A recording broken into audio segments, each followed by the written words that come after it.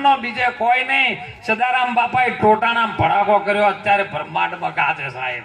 હે જલારામ બાપાએ વીરભૂમમાં ભડાકો કર્યો નામનો, અત્યારે આખા જગતમાં ગાજી રહ્યો છે. અરે હાલ વાણી બોલ્યા રવિ સાહેબ ને ભાણ સાહેબ ની, એમને ભડાકો કર્યો, અત્યાર સુધી ભડાકા ગાજી. હે તો મહાપુરુષો કહે છે કે માણસનો અવતાર મળ્યા પછી જાગો. માણસ તત્વની અંદર તમે જાગી શકશો. આપણે બીજું કોઈ એવું શરીર નથી કે જેના વડે પરમાત્માને આપણે ઓળખી શકીએ. પરમાત્માને ઓળખવા માટે એક જ સાધન છે, એ છે આપણું આ મનુષ્ય તત્વનું શરીર. આ ઘાટે જ ઓળખા હે અને માણસ જ ઓળખી શકશે. ન કે ગાયોને ભેંસો 20 લીટર દૂધ કરે પણ ભગવાનને ન ઓળખી શકાય. આપણે તો સારું થયું છે અને સમજવા જેવું છે. વર્ષો પહેલા ગધાડો ગુણે ઉપાડતા હતા. ગુણે ઉપાડી તમને સુખી કર્યા. એટલે એને ભાર ઉપાડીને એનું પૂન જાગ્યું ને એટલે એને ગુણ્યો છૂટી ગયા, તાર સગડા આવી ગયા. એનું પૂન પ્રાપ્ત થયું. જેમ કે બીજાના માટે એની મહેનત કરી કે લાય ગમે એવું તો મારા ધણીને પૂરું કરી આવું. એટલે એને પૂન જાગ્યું ને એટલે એનું છૂટી ગયું. અત્યારે સગડમ બધું દા માંડ્યું.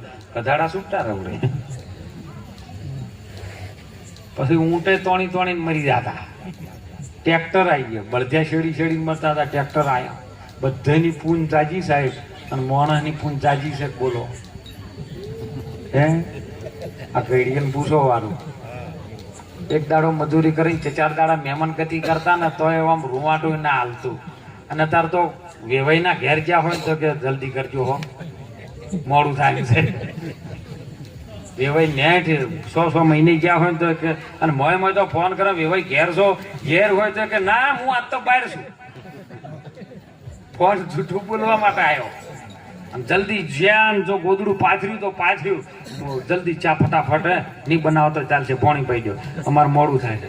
એથી વળી બીજાને એકલે લગ્નમાં જો જલ્દી કરો, મોડું થાય. ટિફિન લઈ જતો મોડું થાય. તો મોડું કરતા તમારે જો સિદ્ધપુર જવું હોય, સિદ્ધપુર જોઈએ તોય ઠેકાણું નહીં.